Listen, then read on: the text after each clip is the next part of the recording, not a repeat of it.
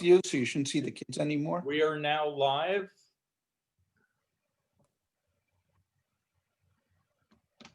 And good evening. We're just going to wait another minute or two for a few more people to join us. We are populating this webinar rapidly, so bear with us for just a moment or two. Thank you for your patience.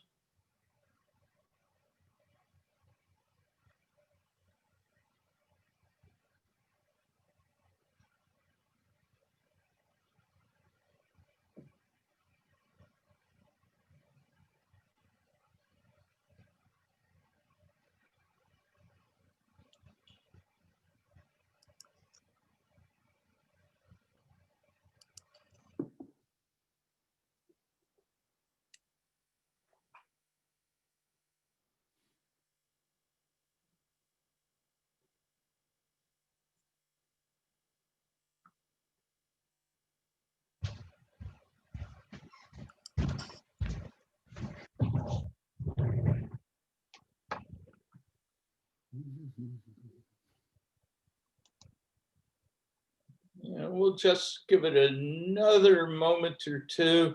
I see some of you are raising your hand and some of you are using the chat. We'd ask that you kindly use the Q&A if you have questions. Thank you. Oh. Welcome, and depending on your time zone, good morning, good afternoon, or good evening. My name is Stephen Portnoy, and I am the president of Men of Reform Judaism. And Men of Reform Judaism is that place where intellect, vision, matter, and spirit meet. It is this place because our members recognize their obligation to our Jewish heritage and values. We are extremely pleased that we have close to 550 people registered for this evening's webinar from almost every state in the Union, as well as England, Canada, Israel, Russia, Mexico, and more. I'd like to extend a special welcome to all our clergy members who are joining us this evening. I'd also like to thank all our partners in the Reform movement, as well as our Masorti brothers of the Federation of Jewish Men's Clubs. A strong men's group benefits the congregation and the community. It's also exciting to know that many of our congregations are going to follow up on this webinar with their own Zoom meeting to discuss what they have just heard. It's good to talk to each other. A little bit of housekeeping. I'll ask you to please use the Q&A. Refrain from using the chat and raising your hand. Post in the Q&A. Thank you. I also want to acknowledge and thank the gentlemen you don't see, but are helping out this evening. There's Rob Himmelstein, who is MRJ's first vice president. Steve Sherman, MRJ vice president. Jeff Agron, who is MRJ's Southern Florida region coordinator. And Jacob Greenblatt, I'm not sure if he's signed on yet, from the Religious Action Center. And now it's my honor to introduce this evening's guest, Rabbi David Saperstein. For 40 years, Rabbi Saperstein directed the Religious Action Center of Reform Judaism, representing the Reform Jewish movement, the largest segment of American Jewry, to the US Congress and administration, and he currently serves as its director emeritus. He was designated by Newsweek magazine as the most influential rabbi in America and by the Washington Post as the quintessential religious lobbyist on Capitol Hill. And for over 2 years, Rabbi Saperstein served in the Obama administration as the US Ambassador at Large for the International Religious Freedom. He is a prolific writer and speaker and has appeared on most major US television news and talk shows. Internationally, he has been interviewed by television, radio, and print media in over 15 countries. His articles have appeared in the Washington Post, New York Times, Harvard Law Review. He is married to Ellen Weiss, an award-winning journalist, and has 2 sons, Daniel, a musician, and Ari, an artist and writer. Rabbi Saperstein, the floor is yours. Well, Steve, thank you. You have been a source of creativity and energy in the revitalization of MRJ at a time that we need a stronger men's movement in our synagogues and nationally. We really appreciate the expanded cooperation with the social justice agenda that you have provided. And I know in congregations across the country, what the men's clubs and the brotherhoods do is have such a value added in terms of human resources and financial resources that otherwise would not be available to strengthen our congregations. So I'm truly honored to be here, delighted by the strong turnout that you've had. I'm going to run quickly through a number of different aspects of this election. I'm going to begin by trying to see if we can get this to share the share screen. Hold on a minute here. Let me just get this up here. And now, are you seeing this? Or are you seeing me, Steve? Seeing you. Okay, hold on one second. I have to, hold on. Ari. No. Here we go. All right, you seeing this now on the screen? Okay. Here, let me just get to slideshow. Well, actually, I don't think so. Hold on.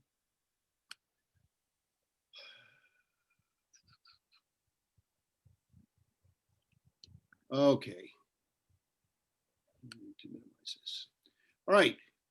So I'm going to run through a number of data about the election, and what just happened to the PowerPoint? Okay. Here, so let me just explain about polling data in the Jewish community. There were 2 major polls that came out with the in the Jewish community. One was done by J Street. Here a dovish group on Israel issues, but done by a very reputable polling firm. And the other was done through the AP Vocast system. There are advantages and disadvantages to each. The AP touches a lot of people, but it's very good about adjusting to be representative of America as a whole. But it's not so good about small, discrete minority groups, particularly if they're located in certain areas and not spread across the country. So it has one set of statistics. The second set of statistics came from J Street, as I said. What they did is curated, their pollster curated the poll to represent the distribution of American Jews that the Great Pew 2014 study of the American Jewish community indicated was the representation of Jews across the country. Each one has strengths, each one has weaknesses. Can't take any one when Jews make up such a small cohort as inaccurate read, but you can try to see the pattern of the polls more than the actual polls. They are matched by polls done by the American Jewish Committee and by the National, the Jewish Electorate Institute, consortium at Brandeis University and other groups in the months prior to the election. And we're gonna look, and ironically, one of those 2 polls the committee matches pretty closely with J Street, and the other, the Jewish Electorate Institute, matches closer with the AP poll. We're going to draw from both just to give you a picture of what's going on. So if we look at partisan identification, this is from the Jewish Electorate Institute poll in May of 2020. Here, what we're looking at is 50% of Jews, as opposed to 33% of Americans, identify as Democrats. 16% identify as Republicans compared to 26%. 45% say they're liberals compared to 26% of the general population, and 19% of Jews say they're conservative compared to 38%, double the number in the general population. Here, this also is from the same study. It indicated that they were predicting 67% would vote for Biden and 30% for Trump. Here, notice the disparity between men and women, 57% to 75%. I'm going to come back to that later. On domestic issues, coronavirus, Medicare, Social Security, healthcare, the economy, rise of anti-Semitism, they were all the top issues for us, including Supreme Court justices. That Supreme Court justice is really for the first time in our polling data. Notice how low Israel is. That is consistently low. On every poll talking about priorities in election, whether it asks which is the most important issue, in which case the numbers are about 5% for Israel, or in this case, which are your most important issues, and you can choose a number of them, and Israel ends up at about 25% lower than any of the other things done. People have said that is a reflection of the distancing of diaspora Jewry from Israel. It may be part of it, but it is also just that people don't see a great deal of difference in the two parties. Believe both are pro-Israel, and therefore it doesn't become as big an issue for them. Obviously, a significant difference on issues of systemic racism and police brutality. Protesters marching for racial justice, 68%, 66% support of favorable views of Black Lives Matter. This is from a poll done by a very prominent polling entity in the Muslim community. And it asked about Islamophobia. Here, this was done in October, published in October 2020, done in September 2020. And you'll notice that looking at, this is a poll similar to the ADL poll about anti-Semitism. They'll give you a list of about a dozen things that are, Jews have too much power, Jews are too cliquish, Jews control the media. It'll give you 12 things, and if you, depending on how many you subscribe to, it kind of evaluates how deep anti-Semitic views are. There's a similar poll about Muslims, and you'll notice white evangelicals have the highest rates, mainline Protestants next, Catholics next, the general public there, non-affiliated, lower, Muslims 20%, Jews are less than Muslims in holding such attitudes, and has gone down since 2018, as you can see here. What is interesting in this question about who's most likely to volunteer for a political campaign, notice that Jews and Muslims both far outstrip the other categories of religious groupings that were looked at. And this question about who gives the most money, or what percentage of people give money to political campaigns, Jews score far above anyone else. That's not surprising. In a poll done, an evaluation done based, I think, on the end of September reporting requirements, something like 15 out of the top 20 donors in the either of the campaigns were Jewish. Jews give disproportionately much as a third of the money to Democratic political presidential campaigns in the general election. We don't know the exact number yet. We'll have a better idea coming down the road. Again, just notice the gender disparities here, between men and women. And again, I'll come back to that, but it's true with married men, married women, you have these disparities here, and with unmarried women, even more so. And the same is true if you look at men and women here, all the different age cohorts here, that women vote at a much higher this is from the actual election exit polling data from AP Votecast. Here, women vote much higher than men do for Democrats. I'm gonna pass on a number of these things just for time. I just want to go to religion. On this one, it indicated 68% of the Jewish community voted for President-elect Biden, as opposed to 30%, exactly what the Jewish Electorate Institute predicted here. So, and you can see evangelicals, 81% voted for President Trump in that election. And you can look at the different groups there, how Mormons voted, how Catholics voted. Catholics were neck and neck, 49-50% in this poll. But the minority groups tended to vote overwhelmingly for President Biden. This is taken from the J Street poll. It has Democratic leaning 16 voted. This is after from the election. Here, the 60% voting, that's higher than the other one, still substantial difference in both polls here. And on moderate, on liberal and progressive here, you have 52% as opposed to, I believe it was 46% were liberal in the other poll. You can see the patterns of how different the Jewish community is from the general population. This had 77% of the vote, as opposed to 68% in the other. This matches with closer to the 75%, I believe, that the American Jewish Committee poll predicted before the election. Here, notice again the disparity between men and women.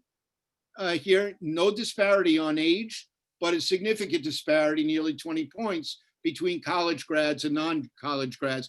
Here, these are Jewish voters we're talking about here. And even here, 12% disparity between men and women. This is their assessment of how the different denominations voted.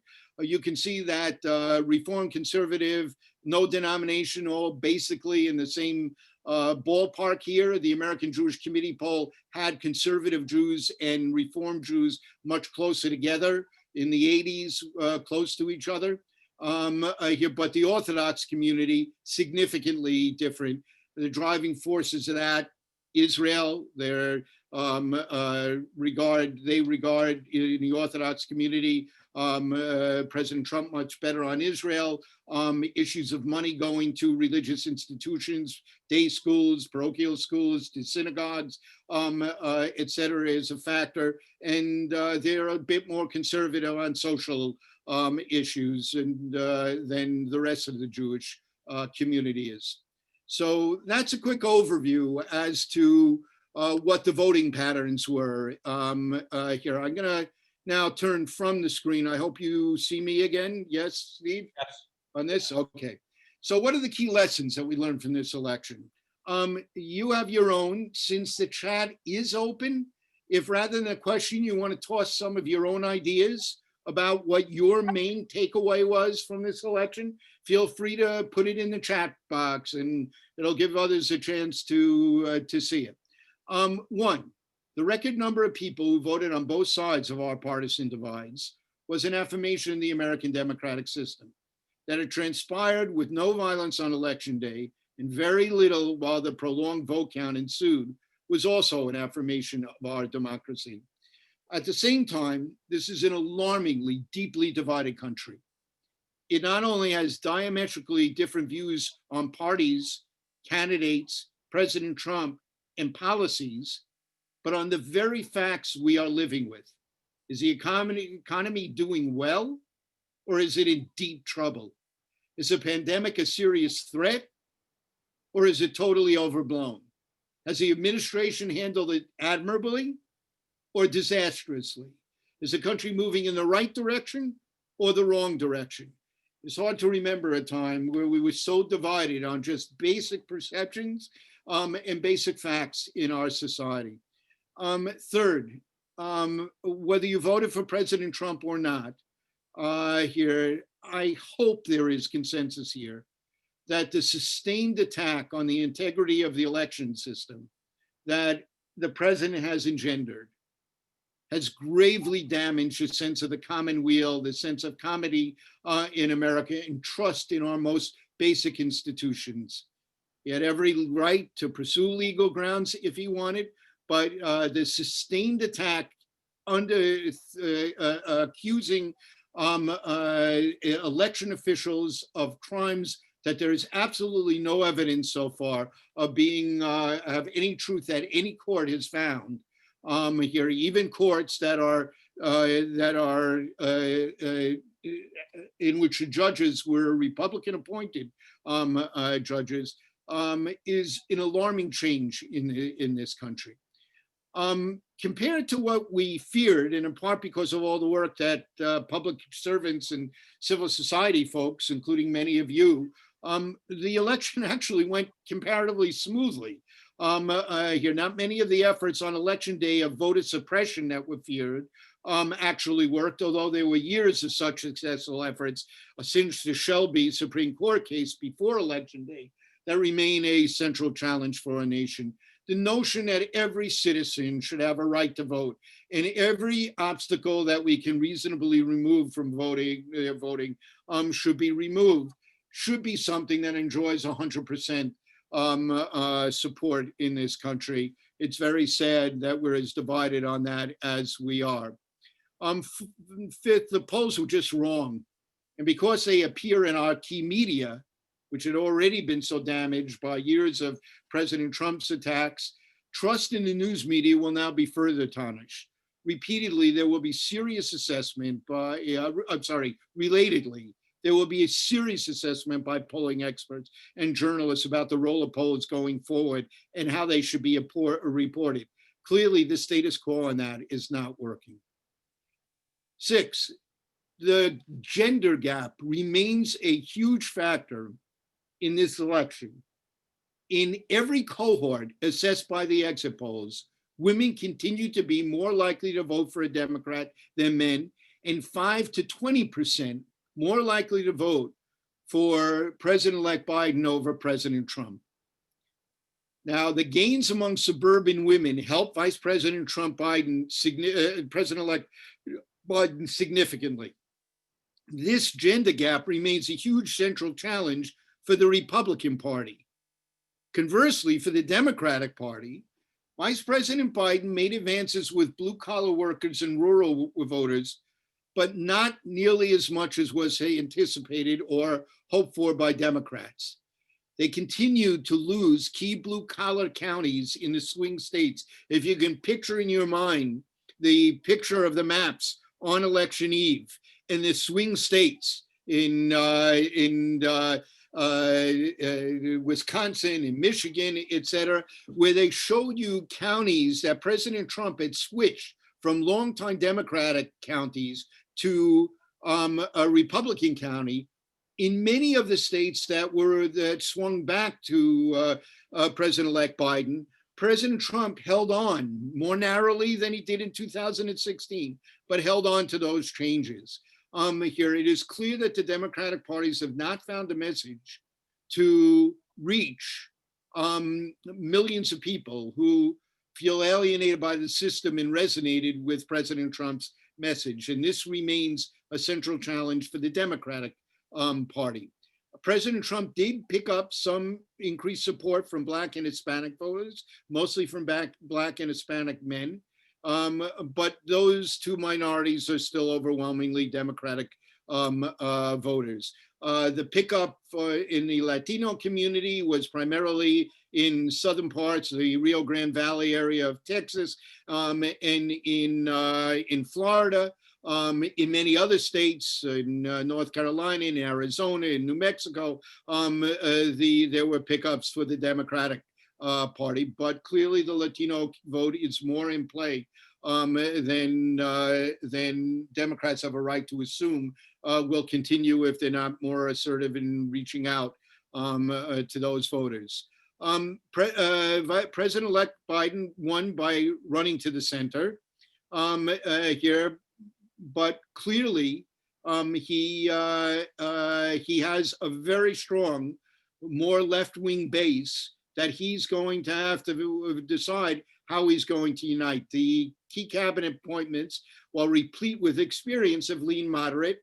Here, the policies that the platform espoused and Vice President and President-elect Biden espoused were much more liberal, progressive than the moderate positions he took on a handful of the key contentious issues, defunding police, et cetera. But on many issues, actually quite progressive, and it'll be interesting to see what direction they move in. Here, assuming the Republicans hold the Senate, if Mitch McConnell takes the position he did with President Obama, that his primary goal is to make him a one-term president and implement as little of his policy and strategy as possible, it is a disaster for America. If you look back over the 20th century, not a single one of the issues that were the consensus issues the Jewish community fought for that transformed America into a far more decent, far more equitable, far more just, far more compassionate society with all the problems we have. Minorities today enjoy opportunities their great-grandparents could have only dreamed about in America. Women enjoy opportunities. And I recognize the enormity of the problems, how far we have to go, the impact of structural racism, structural sexism that exists in America.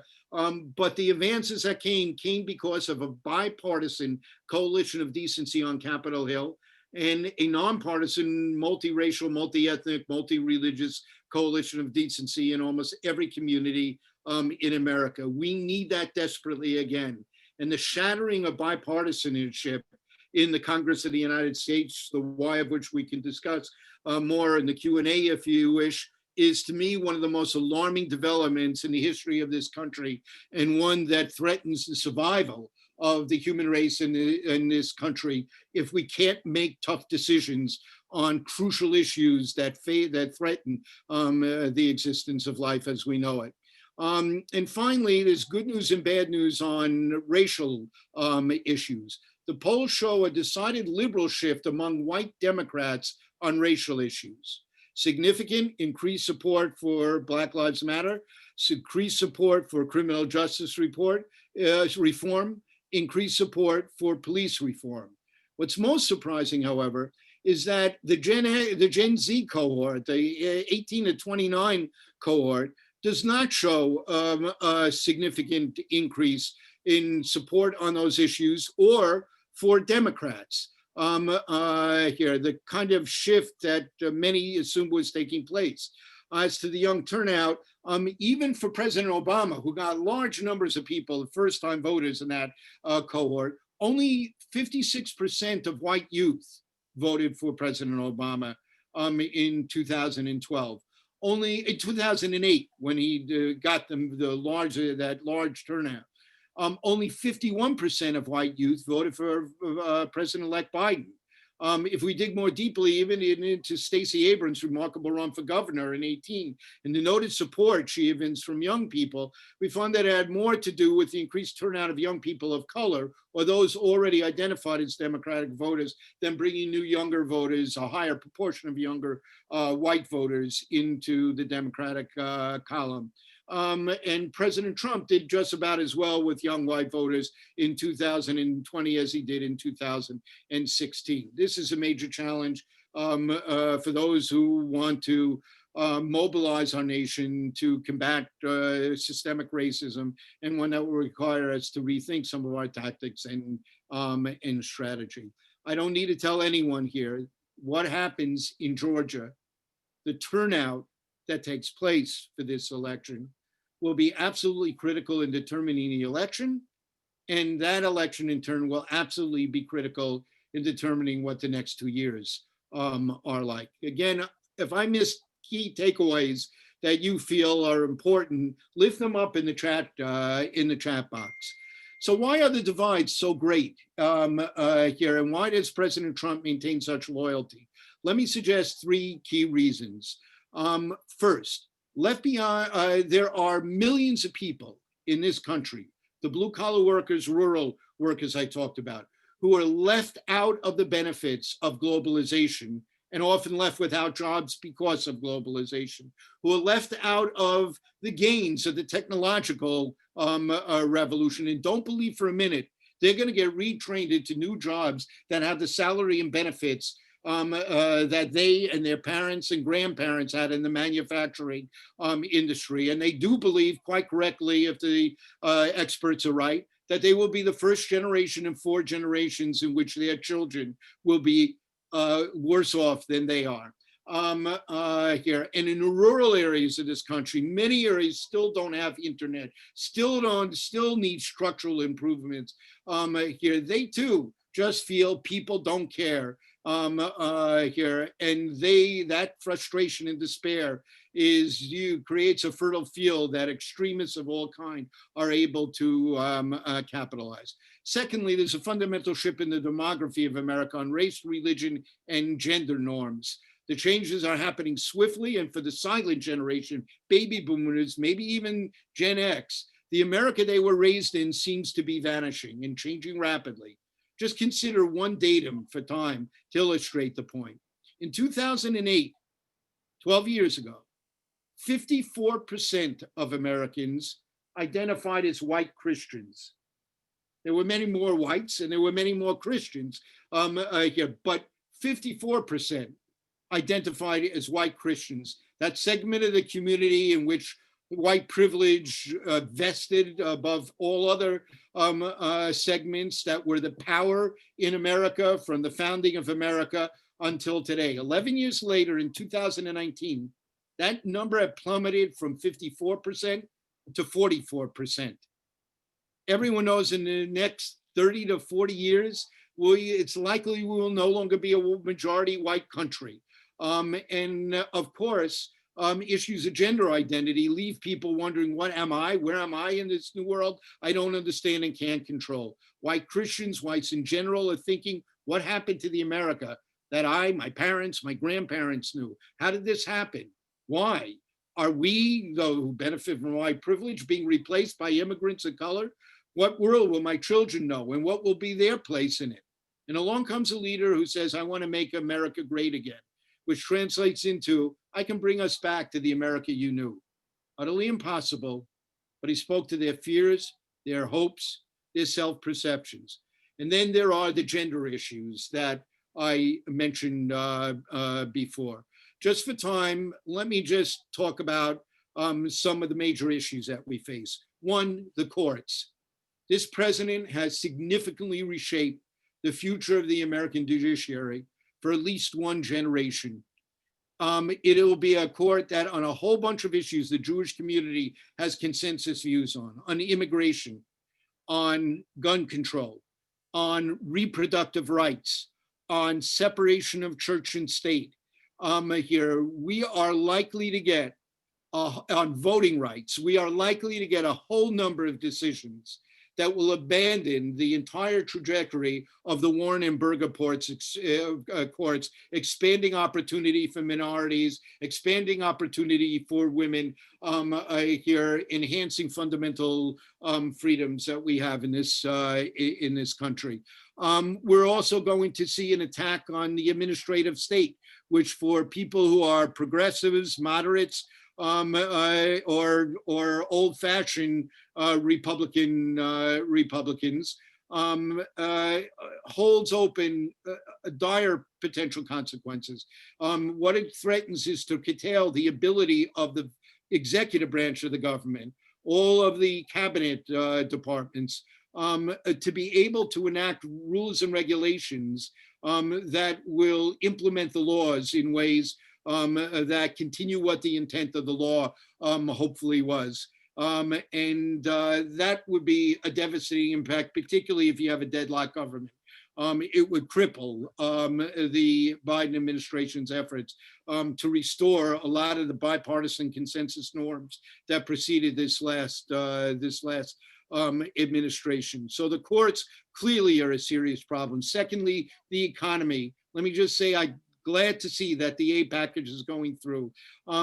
If there is not eviction protection, and that requires not just protecting renters, it requires protecting small landowners, small housing owners, landlords, because they're under dire pressure. If that system is not sustained in place, we could have millions of people homeless on the streets of our cities in the middle of these winter months.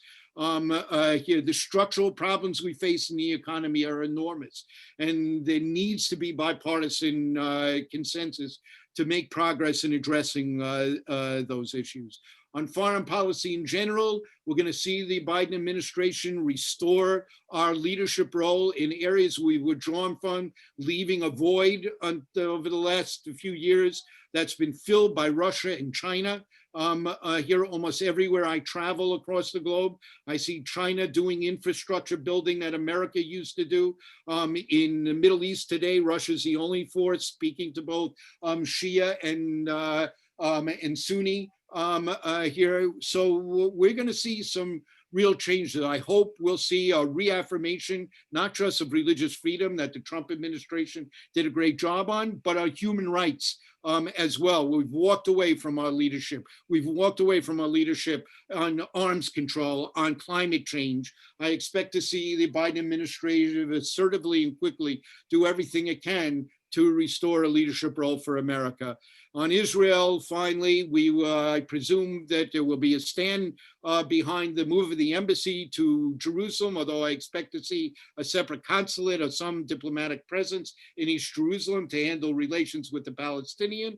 There will be a commitment to maintaining Israel's qualitative military advantage, more difficult after the arms sale to the UAE, and will be even more difficult if a rumored arms sale to Saudi Arabia goes through. But here they will do what they can. And in terms of the Abrahamic Accords, I assume the Biden's administration will continue to push for new relations with new countries, but try to get them behind the two-state peace process, have them encourage, support, nurture the Palestinians and Israel to re-engage with enhanced incentives for doing that. Here. Finally, one other thing, I think that the U.S. will restore humanitarian funding almost immediately and reopen a PLO mission here. But one other thing, the president's done an end run around AIPAC.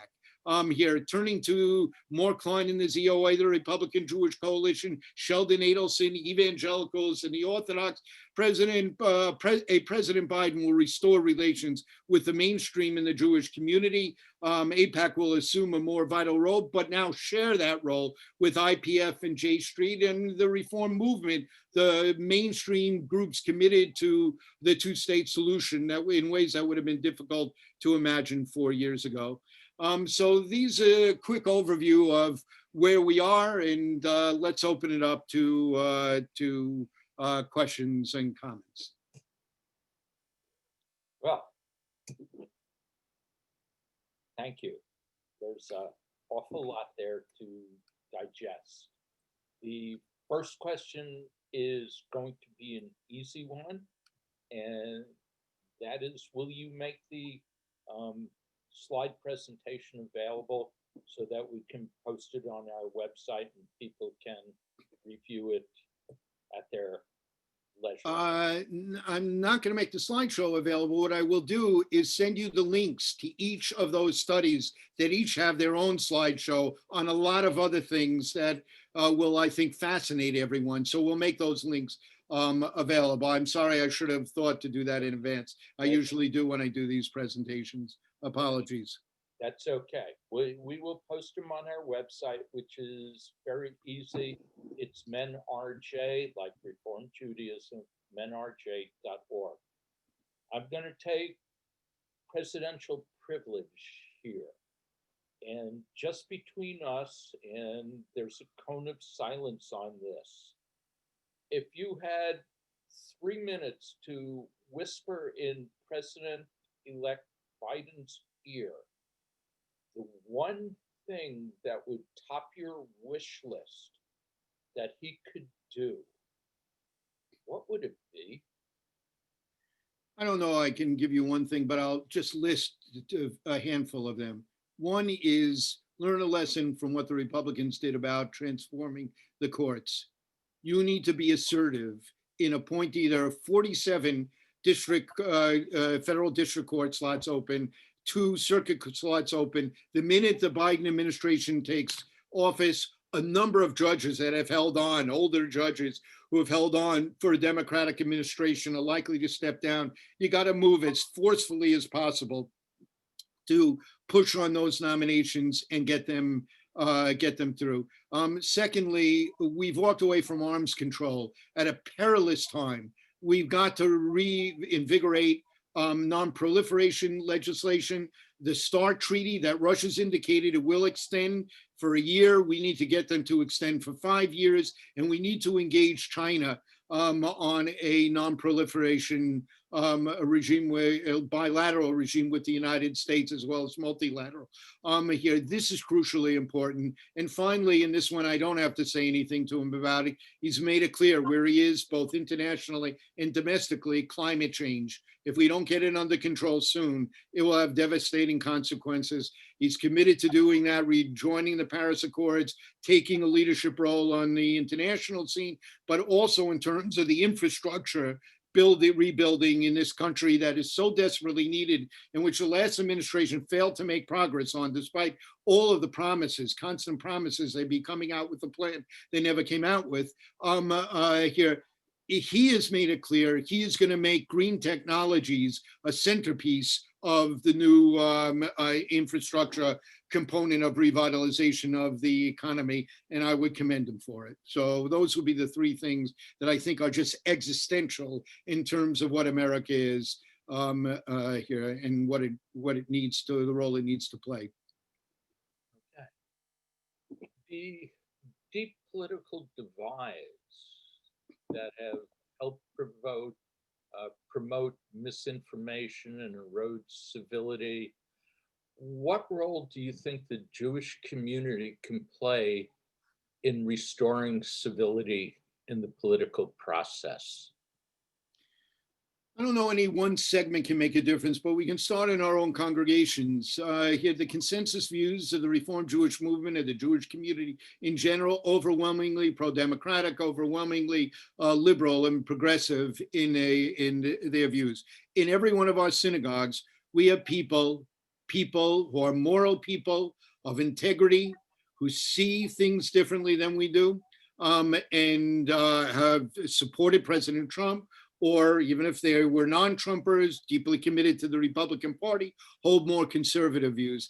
I think we've done a decent job in reaching out across aisles in our congregation, giving opportunities for other voices to be heard. When we begin our process nationally on new policy, we always bring people in from both sides to debate that. We always send equal amounts out to the decision-making bodies on both sides of an issue here. And I think that's a policy that ought to be mimicked in every congregation. But in the end, you know, the rabbis of old said, these and these are the words of the living God, and had differing positions. They enshrined them and respected those different positions. But in the end, they never stopped them from making a decision, because you have to move forward. That the decisions aren't going to stop, just you're going to access yourself to it. So we have a choice between being the audience as a community in America, or the advocates here and the shapers of policy. And I'm proud that the Jewish community in America has had a profound impact for the good in the history of America. And I think that's needed more than ever. It seems like Biden's margin amongst Jews was greater than Clinton's in 2016, and that Trump did better than those numbers in a couple of swing states like Florida. Why do you think that is? I missed the first one. Here, Biden did not do better than Clinton did. Here, I mean, Clinton had record numbers in terms of the Jewish vote.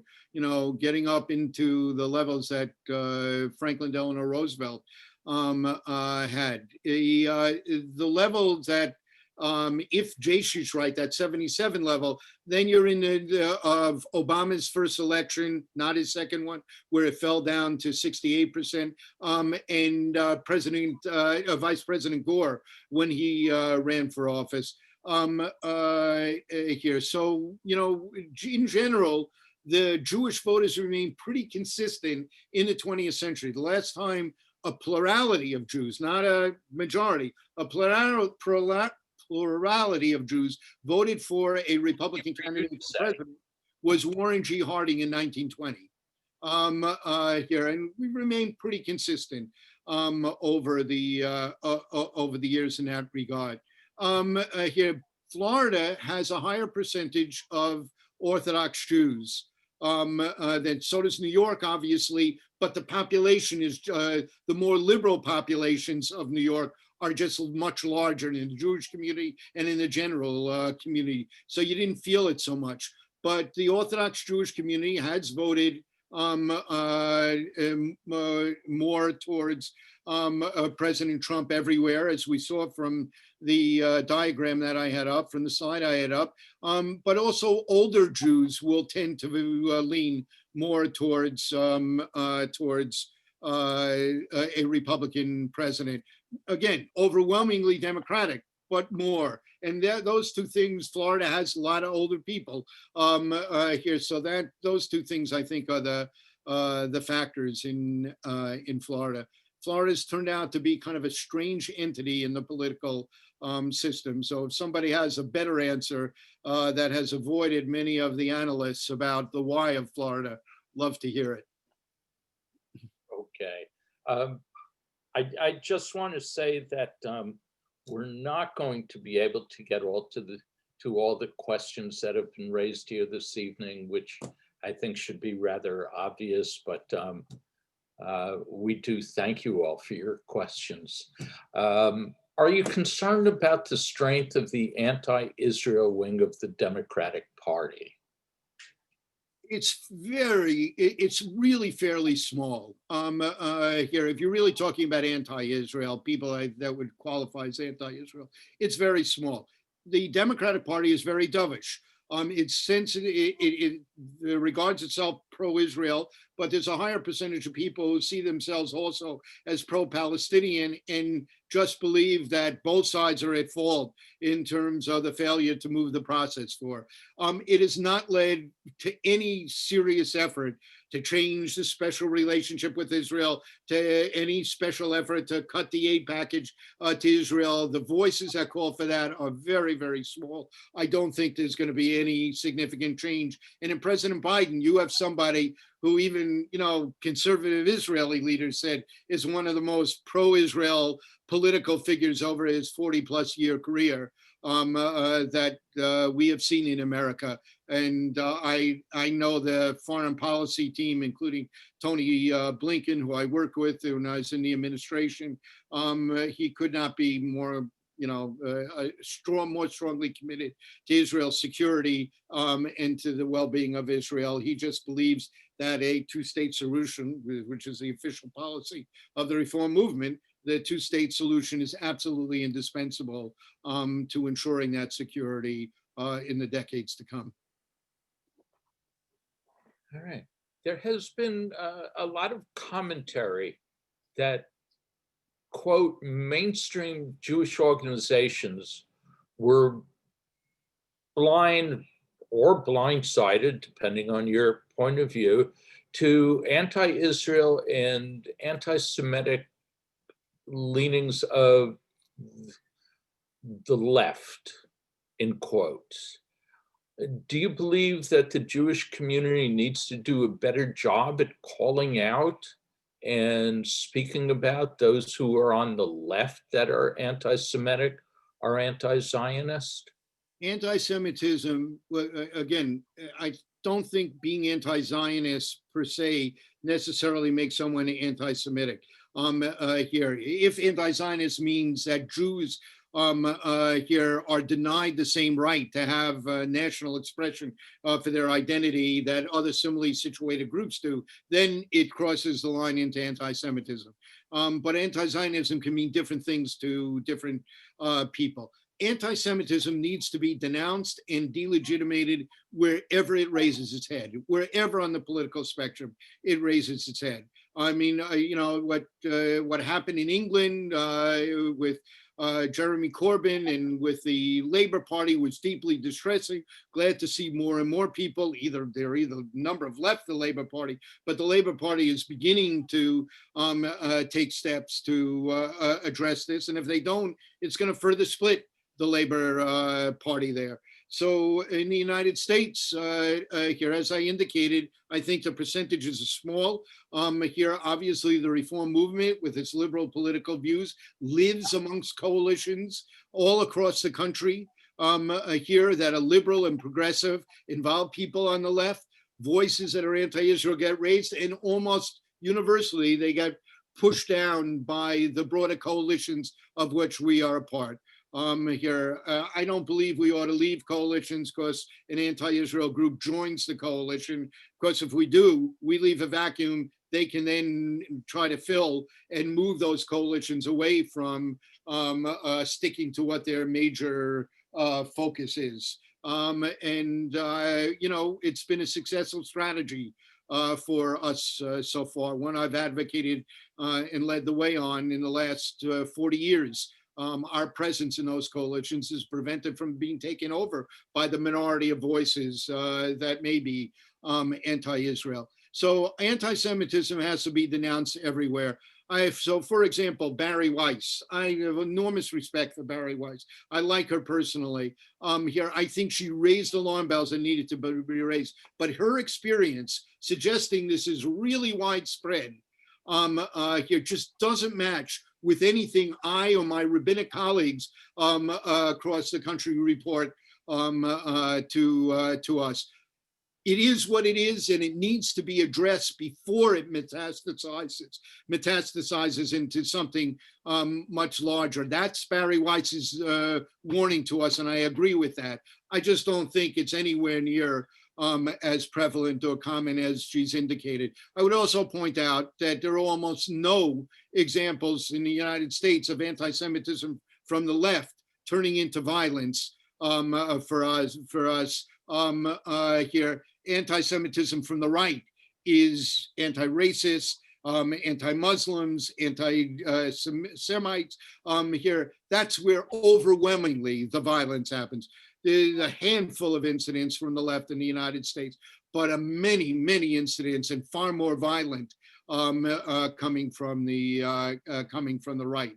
And I'm glad to see that the Biden administration has announced that it's going to restore those components of the DHS that's focused on domestic terrorism. It needs to be a major priority. And this president, unfortunately, has backed away and in some ways emboldened those elements. And I hope Republican or Democrat, here, no future president ever does that again. I think we have time for maybe one or two more questions. And there's a lot of concern about the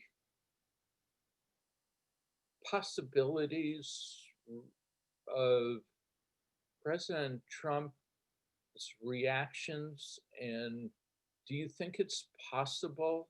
And what would be the outcome if he was to look at declaring martial law? You know, this is something that those of us in Washington have thought about from the very beginning. Here, I've raised that concern from the very beginning. And someday the Supreme Court, his Supreme Court would tell him he can't do something, and he would say, yes, I'm going to do it. Separation of powers, screw you, and go ahead and do it. And if it's something involving the police or the military, we would have the worst crisis we've had since the Civil War. Here, I think we're past that now. I think that the military has indicated, having learned from some of the episodes at Lafayette Square, that it's not going to get involved federally here and would not back the president in trying to take actions that would constrain fundamental democratic rights in this country, and would likely not back the commander-in-chief if the Supreme Court said that he's wrong. And I think the same is generally true with all arms of the federal government now.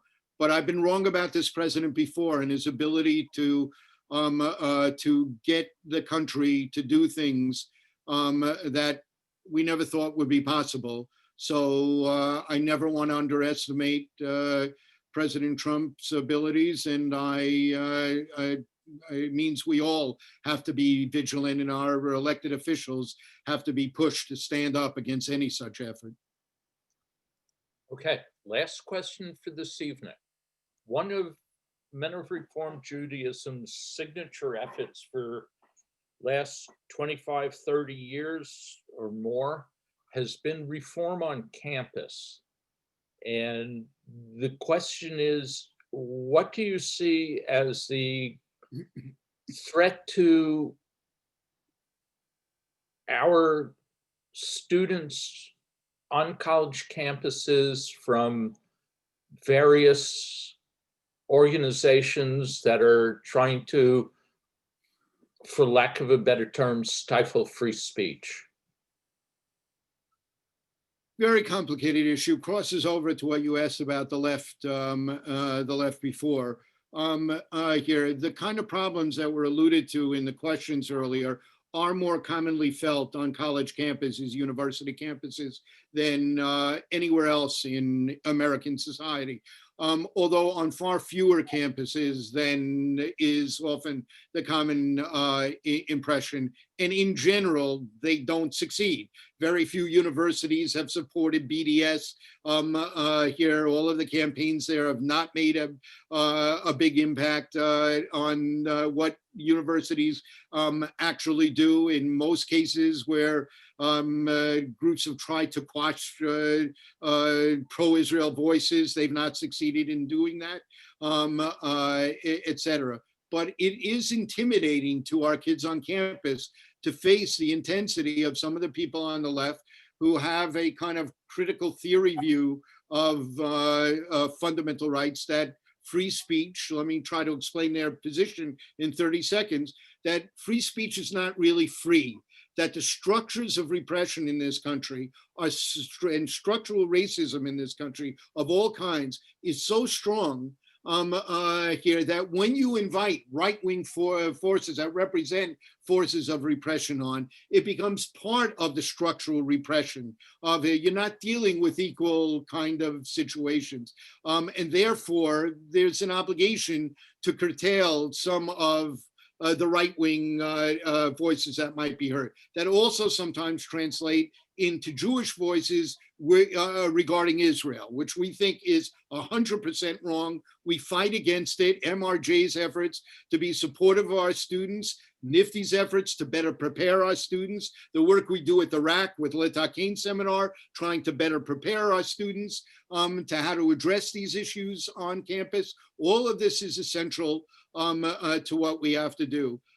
Someday, I hope, again, we have the kind of massive resources that can allow us to rebuild support on the college campuses more than we're doing. It's just not there, and and at the level that we'd like. And therefore, what is key is our partnership with Hillel and with entities there to ensure that they give room for a more vibrant reform presence on the college campuses. And we have great relations with Hillel, Josh Weinberg, ARTSA, and the NIFTY team, and the college people are dealing with them all the time. There's a strong partnership there, and we're going to continue to work on this area. So as we come to a close here, you said this was the last question. Let me just, again, convey my appreciation for MRJ. urge everybody here to support the efforts to strengthen MRJ in your local communities and nationally here. It's so important. And above all, whether you're a Republican or a Democrat, whether you're a pro-Trump voter or a pro-Biden voter or voted for a third party, we Jews stand for certain fundamental values: the fundamental dignity of all people, the equality of people, the freedom of choice for people, the rule of law that should apply to everyone. Here, we will benefit the more people who are free across the globe. We will benefit the more people who know actual equality here in America. We will benefit if every person can vote. We will benefit if everyone has economic opportunity, and we reverse this 40-year period of this rapidly expanding divisions between the rich and the poor in America. The middle class is being weakened by it. The poor, the percentage of poor increased nearly 50%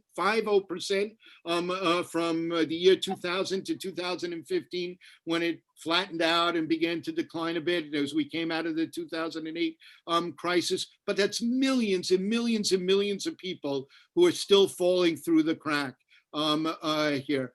We have been a powerful voice to shaping a better America here, and we need that voice more than ever. So whether you agree with the URJ's position or disagree, ensuring that your voice is heard and that you are involved in helping to resolve these issues as best you see fit, and you are involved in doing the charitable work that our synagogues do so well in feeding and housing and literacy in so many areas. If ever there was a time to step up, it's now. So go forward with strength. You're carrying on the great Jewish adventure in a land that has given us more freedoms, more rights, and more opportunities than we have ever known, ever in the history of the Jewish people outside the land of Israel. Let's help ensure that's true for our children and our children's children as well. Thank you. I can actually hear the applause. Baruch Hashem. Rabbi Saperstein, thank you. This was such a wonderful, wonderful discussion. I'm sorry we couldn't get to all the questions. We could go on for probably another 72 hours at least. But I know that, again, a number of our congregations have actually have webinars or meetings following this to discuss what you've said and to respect their time. And I'm just at a loss for words. So well, maybe a few months down the road, we can do this again here and see where we all are going at that time. And I too have been trying to read on this side in the chat box. I thank everyone for the good questions and the good comments that people had, those that agreed and those who differ. And I'm going to hold you to that. Let's say we will give President-elect Biden 3 months to get the ground underneath his feet, and we'll convene again when the hurly-burly is done. Eye of wing, newt of bat. Do we have a deal? You got it. I'd be proud to do it. Thank you. Thank everybody for being with us this evening. I hope this has been informative, entertaining, educational, and for those of you who are looking for the recording, God willing, it'll be on MRJ.org within the next couple of days. And I think you have all Steve, my... send out my email, also my rack email, to folks when you're following up with the other links and stuff. I'd love to hear from people directly. You got it. And on that note, thank you all. And you said no recording. This will be the end of the evening. Thank you all so much.